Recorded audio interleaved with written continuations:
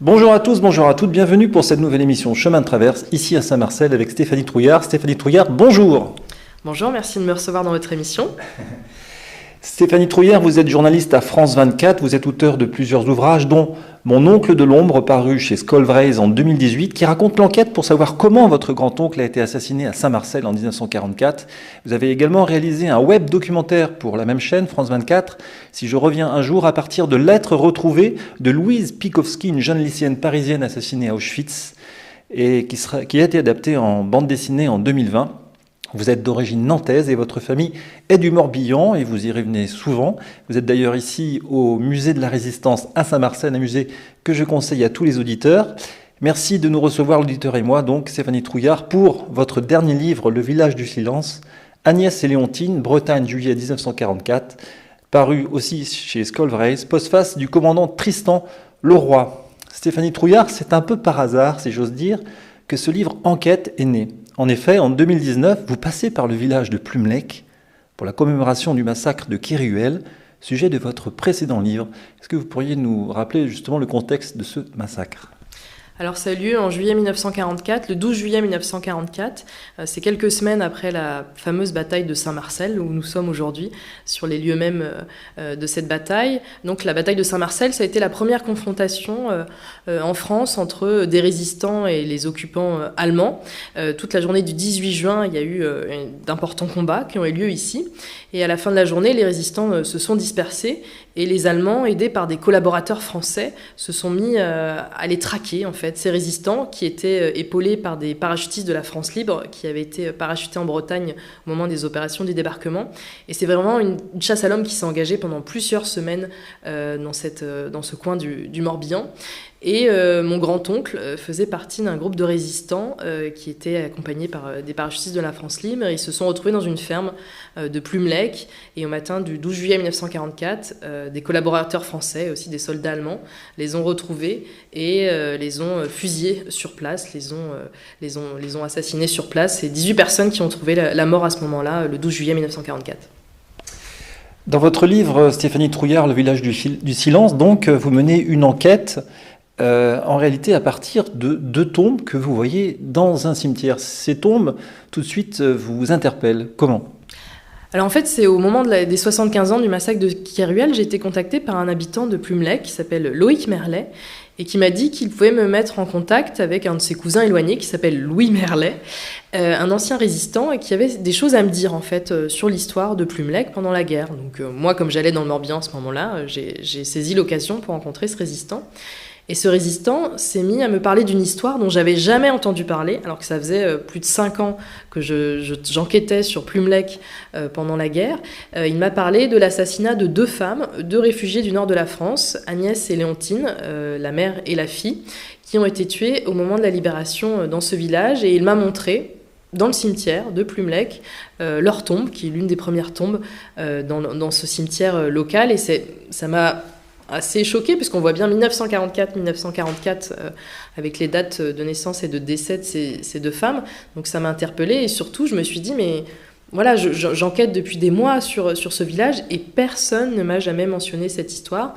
Et cet ancien résistant en fait était ami avec elle et ce crime l'a toujours révolté tout au long de sa vie. Donc il avait besoin d'en parler et de faire connaître cette histoire. Alors cette question que vous vous posez, Stéphanie Trouillard, donc, en tant que journaliste, c'est pourquoi ont-elles été assassinées ? Pourquoi ont-elles été passées sous silence ? N'est-il pas temps d'interroger les fantômes ? Votre première piste est celle, vous l'avez dit, donnée par un sacré homme volontaire, têtu comme un breton à qui ce livre est dédié, Louis Merlet. Oui, c'était un ancien résistant un peu bourru, mais avec un grand cœur, en fait. Quand je l'ai rencontré, voilà, sous ses aspects d'homme un peu bourru, c'est surtout quelqu'un qui avait été marqué par le décès de ses amis et qui avait besoin d'en parler. Lui, il savait, en fait, par qui elles avaient été tuées, donc par des FFI, des résistants de Plumelec, et ça l'avait toujours révolté de savoir qu'elles avaient été tuées de façon sommaire. Et pour lui, dans sa version qu'il nous présente au départ, il nous dit qu'elle n'avait rien fait, Et donc c'est pour ça qu'il trouvait ce crime absolument odieux. Et donc c'est parti de là, tout simplement. Je me suis dit, voilà, ma curiosité, pourquoi on ne parle pas de cette histoire? Qui étaient ces femmes et pourquoi elles ont été tuées? Moi, je ne suis pas partie du postulat qu'elles n'avaient rien fait ou fait quelque chose. Je voulais vraiment savoir pourquoi elles avaient été tuées. Et donc c'est comme ça qu'on a débuté l'enquête. Cette enquête, très vite, vous la commencez par la famille de Léontine et d'Agnès, et ça vous mène, grâce à Internet d'ailleurs, dans le nord de la France, et finalement vous trouvez le contact avec les petits-enfants d'Agnès. Qui sont-ils ? Alors oui, en fait, on n'avait pas beaucoup d'informations. Donc j'ai débuté cette enquête aussi avec Loïc Merlet, donc qui est la personne qui m'a mis en contact avec lui au départ et qui a aussi, lui qui habite Plumelec depuis toujours et qui avait entendu parler aussi vaguement de cette histoire par son père et qui voulait en savoir plus. Donc on s'est lancés tous les deux dans cette enquête et au départ, on avait juste le nom de ces femmes puisqu'il a retrouvé leur acte de décès à la mairie de Plumelec. Et en remontant la piste, on a découvert qu'effectivement, c'était des réfugiés du nord de la France. Elles étaient originaires de Malo-les-Bains. Et donc, ils avaient trouvé refuge à Plumelec au moment de l'exode en 1940, puisque le nord de la France a été envahi par l'occupant. Et surtout, en fait, c'est devenu Malo-les-Bains, Dunkerque, c'est devenu une région qui est devenue une zone interdite pendant la guerre. Donc les habitants n'ont pas pu retourner chez eux. Et donc beaucoup sont restés dans le lieu où ils avaient trouvé refuge pendant l'exode. Et ça a été le cas de cette famille qui est restée là de 1940 à 1944, au moment de leur assassinat. Et donc on a retrouvé leurs descendants qui, eux, vivent toujours dans le nord de la France, du côté de Valenciennes. Donc ils étaient au courant que leur grand-mère et arrière-grand-mère avaient trouvé la mort au cours de la guerre, mais pendant très longtemps, on leur avait dit que c'était au cours de bombardements, parce que c'était très difficile dans la famille de dire la grand-mère et l'arrière-grand-mère ont été assassinés parce qu'on les soupçonnait de collaboration. C'est effectivement très, très douloureux à porter, une histoire comme cela. Et leur mère, donc, qui s'appelait Micheline, et qui était enfant à l'époque, a assisté en fait à ce qui s'est passé, enfin pas entièrement, mais elle a vu des hommes armés, masqués, venir chez elle et emporter sa mère et sa grand-mère, et donc elle a été marquée toute sa vie par cette histoire. Elle a essayé aussi d'en savoir plus, mais sans succès, et finalement ils ont voulu reprendre le flambeau et enfin connaître la vérité autour de cette histoire. Dans votre livre « Le village du silence » aux éditions Scolvray, Stéphanie Trouillard, il y a un cahier de photos. Alors, elles apparaissent ici sur la vidéo avec quelques photos de famille. On va prendre la première ici. Qu'est-ce que c'est que cette photo ? Et les suivantes d'ailleurs aussi. Dans le nord de la France, ça nous présente un peu les protagonistes de cette histoire. Qu'est-ce qu'on peut dire d'eux, rien que par leur physique ? Déjà, cette famille m'a fait confiance et m'a ouvert l'album de famille, en fait, en me montrant... au départ, j'avais un nom, finalement, les noms qui étaient inscrits sur cette tombe dans le cimetière de Plumelec. Et là, on met des visages sur cette famille. Donc, la première photo, c'est une photo qui a été prise donc, à Malo-les-Bains, juste avant le mariage de la fille, Léontine, qui s'est mariée avec un homme qui s'appelait Gérard. Et donc, il y a les parents des Léontine, Julien et Agnès, sa mère avec qui elle a été assassinée. Donc, on découvre une famille qui vivait dans un milieu plutôt urbain, contrairement aux habitants de Plumelec, ce qui a pu aussi créer des tensions à un certain moment. Une famille heureuse qui petit à petit qui se marie. Après, Gérard va faire son service militaire. Ils ont leur petite fille Micheline. Et puis tout bascule finalement en 1939 quand Gérard est appelé sous les drapeaux et la famille petit à petit doit prendre le chemin de l'exode quand les occupants allemands arrivent. Donc là, c'est des photos de joie, d'une famille heureuse. Et c'est des photos de joie qu'on retrouve aussi après, parce qu'il y a des photos qui ont été prises à Plumelec pendant la guerre, où ils étaient intégrés, ils allaient à la messe, la petite fille Micheline allait à l'école, ils étaient invités aux noces dans le village. Ils sont restés 4 ans, c'était pas non plus complètement des étrangers. C'est des étrangers parce qu'ils venaient d'une autre région, mais ils se sont intégrés petit à petit. Donc quand on voit les photos aussi à Plumelec, c'est une famille qui semble heureuse et tout a basculé en juillet 1944. Stéphanie Trouillard, votre début d'enquête, on l'a dit, c'est aussi Dunkerque, une ville connue aussi pour l'opération Dynamo, récemment mise en scène par le très beau film, vous le rappelez dans votre livre, le film homonyme de Christopher Nolan. Racontez-nous un peu juste rapidement l'envers du décor quand on voit du côté militaire, mais du côté civil, ça a été terrible également. Oui, ce qu'on connaît surtout donc, de l'opération Dynamo, c'est l'évacuation des troupes britanniques et de certains soldats français au moment où les Allemands arrivent sur Dunkerque et qu'il faut évacuer tout le matériel et les hommes. Mais il y a aussi la population qui a à ce moment-là subi les combats. La ville, quand on voit des photos de cette époque, a subi d'importants bombardements, destructions. Quand on va à Dunkerque et à Malo-les-Bains, il ne reste plus forcément grand-chose de cette époque et les gens sont obligés de fuir. Souvent, on oublie la population civile, on parle beaucoup plus des combattants. Et ça a été le cas de cette famille, donc la famille des Schott, qui a dû quitter brutalement son nord, sa vie, pour venir ici en zone plus rurale, dans le Morbihan, dans le village de Plumelec. Plumelec, c'est un petit village de 2800 habitants. Dunkerque, c'était 11 000. Ça a dû être un changement assez rude pour eux, non ? Oui, du coup, j'ai retrouvé aussi aux archives départementales du Morbihan des rapports qui montraient que ça a pu générer aussi des tensions, parce que c'est à ce moment-là des populations différentes qui se sont retrouvées à cohabiter. Là, c'est une famille plutôt urbaine qui se retrouve dans un milieu rural.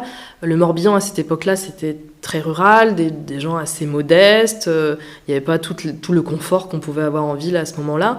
Donc, il y a pu avoir aussi des tensions. Et puis, il fallait partager, il fallait accueillir ces personnes-là qui étaient dans le dénouement. C'était le moment du rationnement. Donc, ça a pu générer aussi des tensions. Mais de ce qu'on a appris aussi, cette famille, finalement, s'est intégrée. Le mari, Gérard, travaillait pour une menuiserie locale où il était transporteur. La petite fille allait à l'école. Mais c'est un moment de déplacement de population et des gens qui n'étaient pas censés se rencontrer ont dû cohabiter ensemble durant la guerre. Donc, le sujet de votre livre, c'est d'abord l'assassinat d'Agnès et Léontine en 1944. Vous menez l'enquête pour savoir comment et pourquoi elles ont été assassinées. Très vite, ça, un début de piste, un petit entrefilet dans le journal local L'Ouest républicain cible la famille Deschott en accusant Léontine de trafic illicite. De quoi s'agit-il ? Alors à l'époque, là, comme je le disais, il y avait du rationnement et finalement, beaucoup de gens se sont livrés au marché noir. Et donc là, Léontine s'est fait effectivement épingler dans le journal. Elle faisait des colis qu'elle devait envoyer à sa famille dans le Nord. Elle avait accès justement à des produits comme elle était à la campagne. Et donc, elle devait envoyer des choses à sa famille dans le Nord. Mais je cite notamment un historien qui explique que c'était quand même le cas de beaucoup de personnes. C'était la débrouille à l'époque et le marché noir s'est vraiment propagé. Alors, est-ce qu'elle a été épinglée parce que justement elle venait d'une autre région et qu'elle envoyait des denrées de la Bretagne dans le Nord? C'est peut-être effectivement le cas, mais ce n'était pas un cas isolé en tout cas. Léontine, en tout cas, aussi un physique assez avenant, ce qui a pu aussi jouer un petit peu contre elle. Dans ce qu'on voit sur les photos, c'était une femme assez jolie, on pourrait dire aujourd'hui un peu pulpeuse. Elle avait des robes beaucoup plus urbaines. Là, les gens qui habitaient ici à l'époque, dans le village de Plumelec, c'était des agricultrices, des femmes qui n'avaient pas forcément les mêmes toilettes que Léontine. Donc peut-être aussi que ça a pu susciter des jalousies. Beaucoup de gens nous ont dit que c'était une très jolie femme et il suffisait en fait de peu de choses finalement pour attiser les frictions, la suspicion, surtout quand c'était des gens qui venaient d'une autre région. Donc ça a pu susciter aussi, ça a pu ajouter au dossier et susciter des jalousies contre elle. Et 80 ans après, même 75 ans après les fêtes, ça a empoisonné le petit village de Plumelec. Mais très vite, donc, il y avait un début d'enquête fait par Gérard, le mari de Léontine, qui est retourné quelque temps après dans un bar du village. Et il a été sacrément éconduit.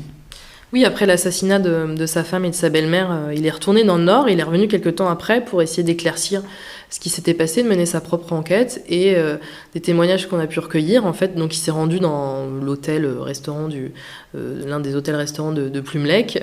Il s'est fait finalement menacer par l'un des résistants qui avait participé à l'assassinat de sa femme et de sa belle-mère. On lui a fait clairement comprendre que s'il continuait à enquêter, il lui arriverait certainement la même chose. Donc finalement, il est reparti parce qu'il avait aussi sa petite fille. C'est humain d'avoir eu peur. Et finalement, il est rentré dans le Nord, et c'est pour ça qu'il n'y a jamais eu d'enquête ou de dépôt de plainte, ou qu'il n'y a pas eu de mesures judiciaires. Mais même si on avait eu une, il n'y aurait peut-être pas eu forcément justice, parce qu'à l'époque, là je parle notamment d'un cas qui a eu lieu aussi à Séran, dans une commune voisine de Séran, d'une femme qui s'appelait Désirée Le Méné, qui a été tuée avec son enfant, son petit garçon de 10 ans, par des résistants, et ils ont été amnistiés, puisque ces faits ont été considérés comme faisant partie des actes de résistance, enfin faisant partie de ce qui a été fait pour la résistance. À cette époque-là, on a voulu aussi apaiser les choses, donc des personnes qui ont pu commettre des crimes sous couvert de résistance ont été amnistiées à ce moment-là et n'ont pas été condamnées. Stéphanie Trouillard, vous l'avez dit, Micheline, la fille de Léontine, donc, a été traumatisée à vie par l'enlèvement. Sous ses yeux, donc, sa mère et sa grand-mère ont été enlevées et puis ont été assassinées. Micheline a elle-même, de son côté, tenté de réhabiliter la mémoire de sa famille en 2014, je crois. Oui, c'est ce qu'on a appris en faisant ces recherches. J'ai trouvé aux archives du bureau des archives des victimes contemporains à Caen, qui est un bureau des archives de la Défense, qu'elle avait déposé une demande auprès de l'Office national des anciens combattants pour que sa mère et sa grand-mère soient reconnues comme victimes civiles. Mais à l'époque, sa demande a été refusée, puisqu'il n'y avait pas d'éléments, en fait, il n'y avait pas de choses qui pouvaient montrer qu'elles avaient été victimes ou non de ce qui s'était passé. Mais on a pu voir qu'il y avait une démarche, en fait, qu'elle voulait faire reconnaître qu'elles étaient victimes à ce moment-là et qu'elles méritaient ce titre. Et dans son idée, c'était que leur nom soit inscrit sur le monument aux morts de Plumelec en tant que victime civile. Mais pour ça, il faut qu'elles soient reconnues comme mortes pour la France, ce qui n'a pas été le cas. Eh bien, merci Stéphanie Trouillard pour cette première partie de l'émission Chemin de Traverse autour de votre livre passionnant, une enquête sur la vérité. Qu'est-ce qui s'est passé pour Agnès et Léontine en juillet 1944? Elles ont été assassinées. Pourquoi? Comment? C'est un livre, Le village du silence, audition Skolvreis. À la semaine prochaine, Stéphanie Trouillard. Merci, au revoir. Merci beaucoup.